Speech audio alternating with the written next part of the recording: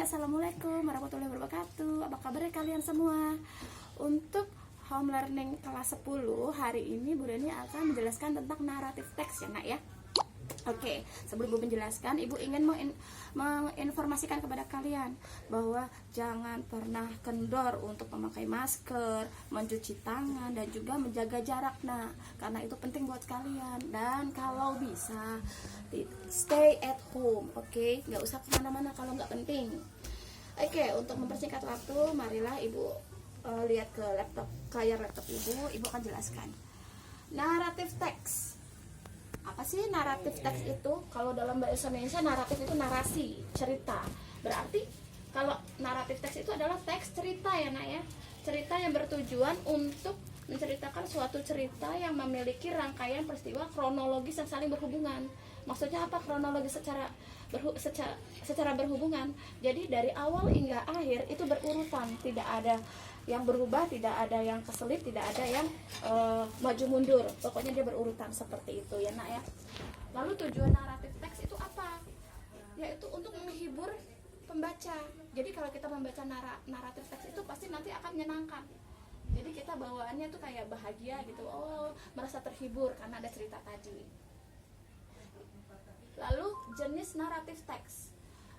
Jenis naratif teks itu terbagi menjadi dua, yaitu fairy tale atau fiksi sama reality atau non fiksi. Jadi kenyataan sama yang hanya karangan saja.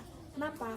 Karena dari dua hal ini itu yang akan dijabarkan dari materi ini ya nak ya.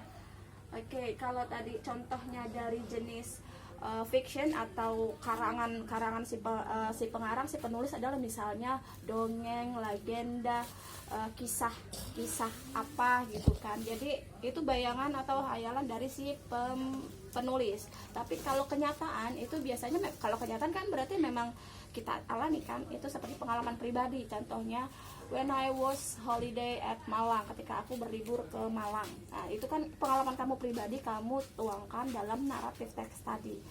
Itu.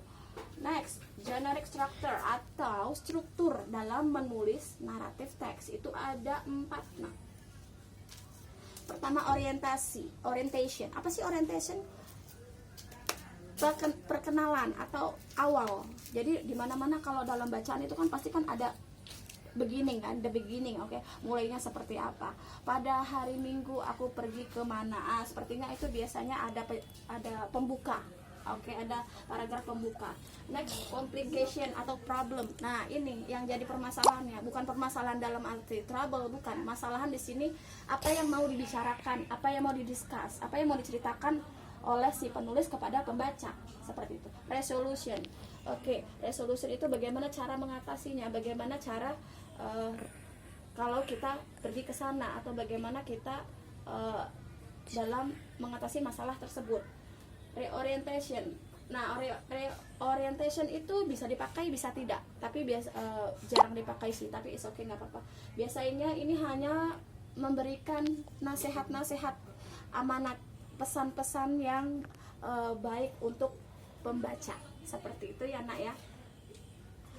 Oke, contoh naratif teks di sini adalah Timun Mas. Ada yang tahu Timun Mas apa? Timun Mas itu adalah legenda nak, ya kan? Yang itu tuh yang seorang nenek-nenek yang dapat anak dari Timun Mas itu kan, terus setelah besar mau diambil sama si Giants itu. Makanya jadi di sini dijelaskan. Nah, itu kan dari awal dia ingin punya anak, lalu dia punya anak, setelah anaknya besar mau diambil sama si giant tadi, si raksasa tadi, akhirnya si Timun Mas bisa lepas dari cengkraman si raksasa tadi. Itu kan semua dijelaskan secara singkat, padat, dan berurutan. That's why itu disebut narrative text. Oke, I think it's enough about narrative text ya nak ya. Ibu harap kalian paham.